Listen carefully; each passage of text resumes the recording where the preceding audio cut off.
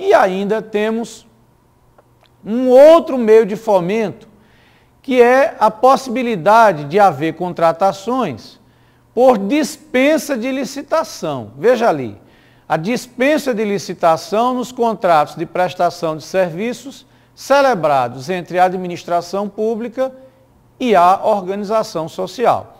Essa possibilidade está no artigo 24, inciso 24 da Lei 8666/93. Perceba, então, que há que se ter sempre muita cautela em relação à qualificação de entidades como organizações sociais. Até porque há meios ou formas diversas de favorecê-las.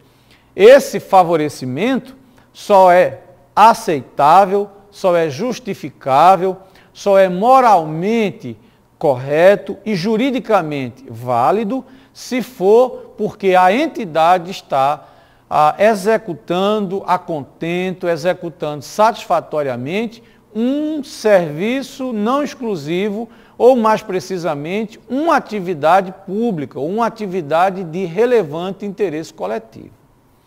Ainda, bom lembrar, como característica, que a entidade poderá ser desqualificada como organização social quando descumprir, é claro, as normas do contrato de gestão. A propósito, quais os princípios norteadores do tal contrato de gestão? A lei refere como princípios norteadores o da legalidade, o da impessoalidade, o da moralidade, o da publicidade, o da economicidade, que significa, em síntese, que a entidade, na execução do contrato, ela deve zelar com extremo cuidado pelos recursos públicos recebidos. Ela deve fazer o que for possível, ela deve executar as suas atividades, ou em outras palavras, ela deve cumprir as obrigações assumidas no contrato de gestão da forma mais econômica possível. É bom aqui a gente lembrar que a economicidade é uma ideia abarcada pela eficiência. Enquanto a eficiência significa para a administração o dever de agir com perfeição, com presteza, com o maior rendimento possível em todos os aspectos, a economicidade está mais voltada, ou está voltada especificamente para o aspecto financeiro.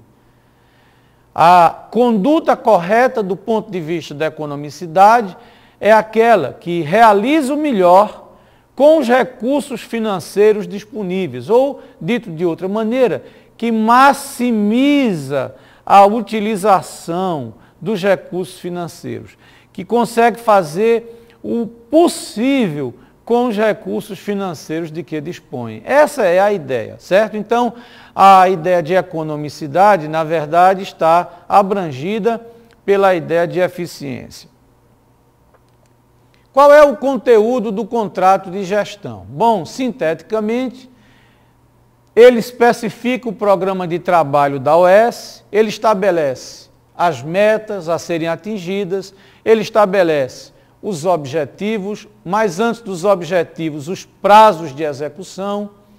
Ele estabelece os critérios de avaliação de desempenho. Então, veja só, ele estabelece o programa que deve ser cumprido pela OS. Ele estabelece as metas e objetivos que a OS tem que atingir. Ele estabelece os prazos de execução. Ele estabelece ainda o contrato de gestão, os critérios de avaliação de desempenho. E ainda diz a lei, a estipulação, ou melhor, o contrato de gestão ainda deve trazer estipulação quanto a remunerações. Por isso que a lei fala na estipulação de limites e critérios para despesa com remuneração e vantagens de qualquer natureza a serem percebidas pelos dirigentes e empregados da OS no exercício de suas funções.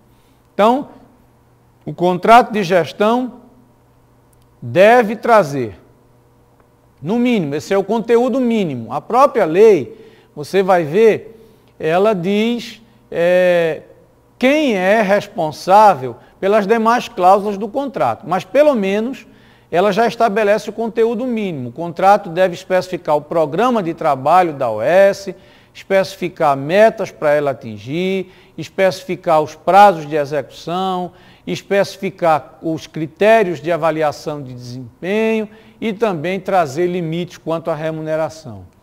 Certo? Isso é importantíssimo e nós não devemos aí esquecer. As demais cláusulas, claro, também são importantes, mas para fim de prova, o que mais interessa é o que nós acabamos aí de definir. As demais cláusulas serão definidas pelos ministros de Estado e por autoridades supervisoras da área em que será celebrado o contrato de gestão. Agora, passemos já à consideração de outra a espécie de entidade integrante do terceiro setor.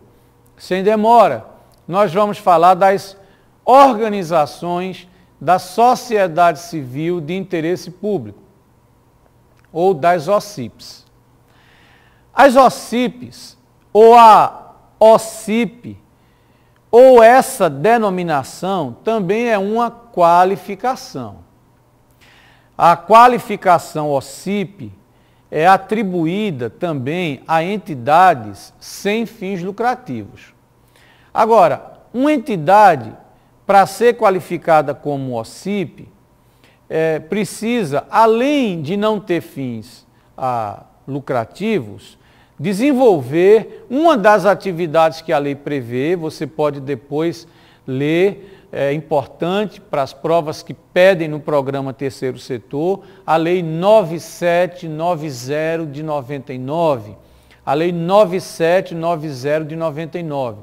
Você vai ver que as atividades que um OCIP pode desenvolver, elas são em maior número que aquelas que um OS pode desenvolver. Então, por exemplo, uma entidade pode ser qualificada como OCIP se desenvolver atividade na área de segurança nutricional, de promoção do voluntariado, de promoção da ética, de promoção da paz e outras atividades. Também se desenvolver atividade na área de saúde, na área de educação, enfim, a grade de atividades que uma entidade que pode ser qualificada como OCIP pode desenvolver, é maior, é mais extensa do que aquela grade de atividades própria às organizações sociais.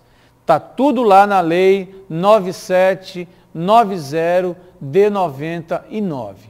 Vamos ver então algumas características das OCIPs. Primeira, elas são pessoas privadas, sem fins lucrativos e criadas por particulares. Quando a lei diz que as OCIPs são pessoas sem fins lucrativos, assim como as OS, sabe o que a lei quer dizer? A lei quer dizer que as OCIPs não podem distribuir os seus superávites, quer dizer, aquele excedente ou aqueles excedentes operacionais, o dinheiro que eventualmente sobrou, com seus diretores, seus sócios, seus associados, seja sob a forma de dividendos, de bonificações, nada disso. Um OCIP tem a obrigação, para ser considerado uma entidade sem fim lucrativo, de reempregar, de reinvestir os recursos que sobram na atividade, na sua atividade. Não estamos dizendo com isso que os dirigentes ou que os empregados não podem ser remunerados. Isso é outra história. O que nós estamos dizendo é que um OCIP, uma entidade, para ser considerada sem fins lucrativos, na forma da lei,